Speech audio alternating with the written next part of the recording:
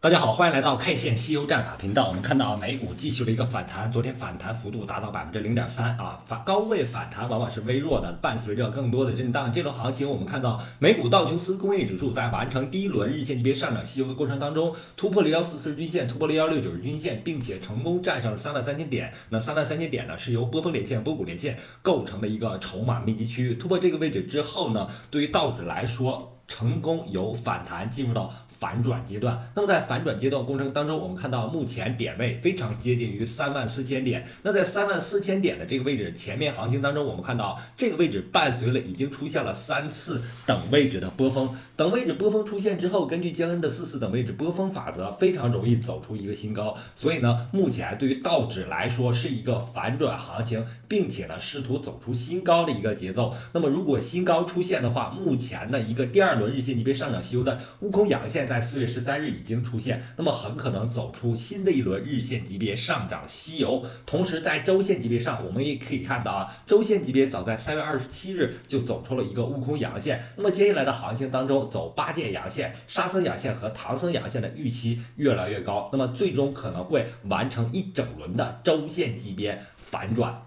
那么目前来看啊，比特币和美股啊从同步上涨到现在，比特币出现了一点点的回调。那么比特币的回调动作原因是在这个位置，因为比特币目前已经从低点15443啊到高点涨幅接近100%啊。巨大涨幅之后，形成了一个周线级别的上涨西游，分别由悟空阳线、八戒阳线组、沙僧阳线和唐僧阳线构成。一轮周线级别上涨西游完成之后，根据我们 K 线西游战法当中的时间级别切换、方向切换，就有4小时级别到日线级别调整的预期。所以呢，昨天啊，在这个录播课上我就说了啊。周线级别上涨完成之后，比特币伴随回调，回调首先要看4小时级别的。那么在4小时级别上，我们看到了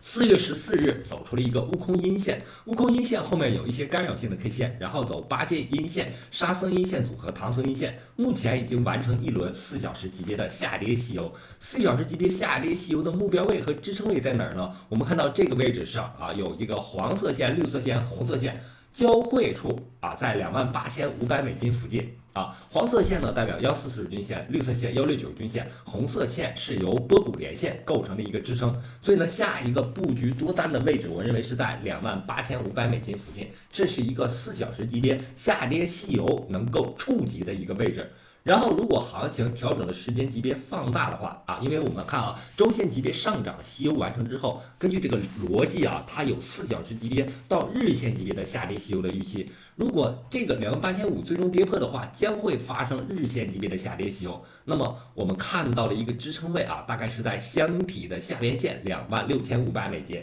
啊，所以呢，这一轮调整啊，多头趋势不变的情况下的调整，它的最大调整时间级别大概率是4小时级别到日线级别啊。对于多单和现货补仓的位置，给出了2个点位啊，分别是28500和26500这2个区间啊，在这个区间附近啊去进行布局，因为调整要经历啊一个。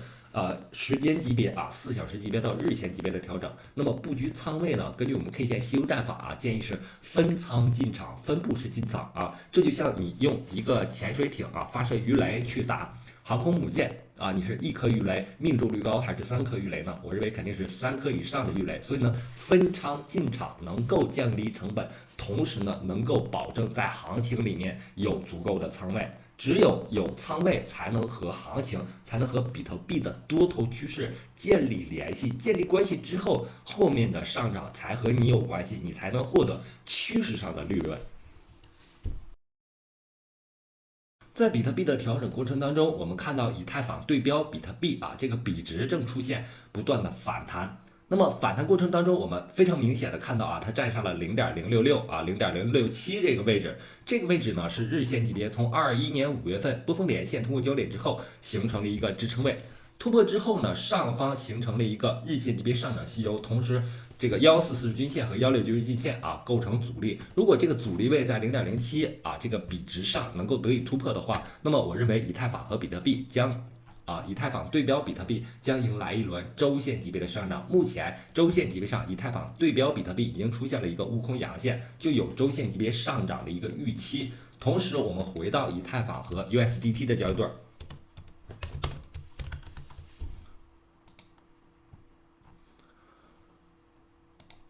在日线级别上，我们看到以太坊在4月13日走出了一个新的悟空阳线，那么目前为止正在走8阶阳线。那么相对于比特币，它是强势的，因为我们看到8阶阳线的这个位置，比特币已经被跌破了但是以太坊还在高位坚持，这样对于以太坊它的一个上涨趋势就有沙僧阳线和唐僧阳线的预期。同时在结构上看，我们可以画出4小时级别到日线级别的波峰连线向上的一个结构，但是我们没有办法画出底边线，这个向上的底边线目前没有办法画出来形成焦点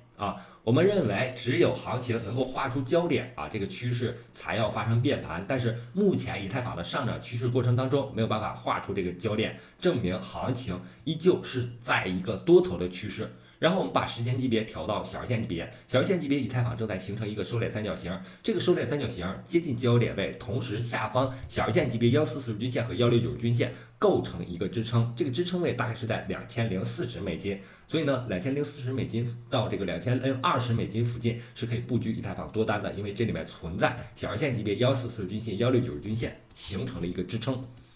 这轮行情有个神奇币种 ID 目前成交量已经超过以太坊